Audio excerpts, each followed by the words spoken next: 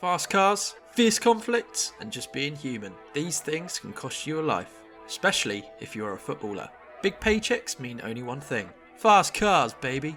Our first footballer who nearly lost their life certainly had an obsession with these four-wheeled metal boxes. That, of course, is Cristiano Ronaldo. Back in 2009, Ronaldo made a close date with death, which he only missed by a small margin. He slammed his brand new Ferrari 599 GTB into a roadside barrier near Manchester Airport. Only a reasonable 400 grand write-off. Miraculously, Ronaldo was seen getting out the car unscathed, standing by and waiting for authorities to arrive. Cristiano was on his way to training when the incident occurred, at around 10:30 in the morning. Luckily, he managed to get to training on time via alternative transport. For you! A witness described how the front edge of the sports car had been completely demolished, while one of the front wheels had sheared off. A witness stated, "I got there just after the accident had happened and saw the state of the car. It was amazing how he just got out without a scratch." When you see the aftermath of the car, you do wonder what the hell Ronaldo was thinking at the time. Oh yeah, I guess he was just running 20 minutes late. The training session was called in late after Manchester United lost their previous game. Ronaldo seemed to have had a lie-in that morning, causing the need for speed. I guess we have all been there. From that point onwards, Ronaldo made sure that he gave 100% to the game. No more mistakes that could cost him his team or his life. Our next near-death experience involves a golden child of his generation, Neymar Jr. This does go pretty far back in his life, all the way back to him being only 4 months old. Neymar and his family were on their way to visit relatives when they were hit by an oncoming car on a steep mountain road. Neymar Sr., his father, thought the worst, that his newborn baby was dead. Neymar Sr. described the traumatic event in detail. He stated a car was heading straight towards him with full force.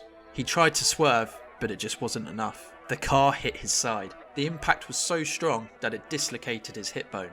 He was in so much pain that he thought he was dying, even turning to his wife and saying his goodbye. But quickly, the thought hit Neymar Sr. harder than a truck. Where is Neymar Jr.? They initially thought the impact had thrown him out of the car, which would have proved fatal. Neymar Sr. was quoted saying, "We couldn't find Neymar Jr. We thought the force of the impact had thrown him out of the car. I shudder every time I remember that moment." After hastily checking around, Neymar Sr. and his wife found baby Neymar, but it was a frightening sight. He was covered in blood after a shard of glass cut deep into his forehead. From that day onwards, Neymar Sr. vouched to keep Jr. safe and give him the best life he could. Someone else who we are glad survived is none other than our boy Zlatan Ibrahimovic. It's safe to say that he can sometimes get on the wrong side of people, or in this case, he was lucky to be on the right side. We go all the way back to 2003 when Zlatan was playing for Ajax. His teammate Ahmed Mido was someone you did not want to get on the wrong side of. He had a long history of incidents against his name and was once sentenced to serve a month in prison. This was due to Mido refusing a picture with some fans, beating them up and damaging their car. Pretty crazy, right? But not as crazy as the incident that took place with Ibrahimovic. Zlatan and Ahmed were a lethal partnership playing up front for the team, but during a game against PSV Eindhoven, Mido refused to pass the ball to Zlatan when he came on as a substitute. The striker was far from happy about being a substitute and for whatever reason, took it out on the Swede.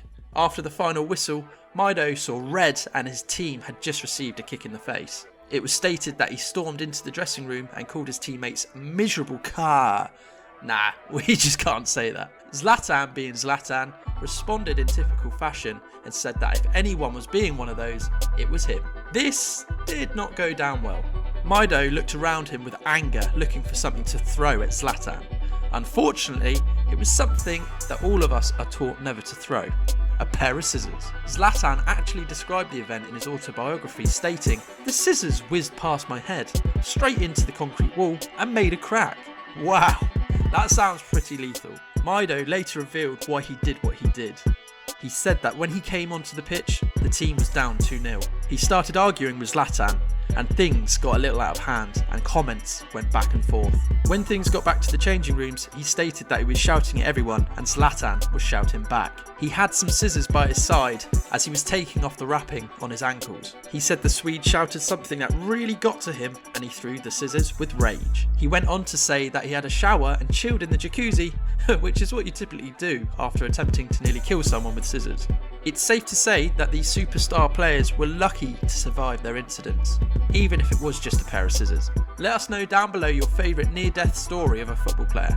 Don't forget to subscribe for some incredible content.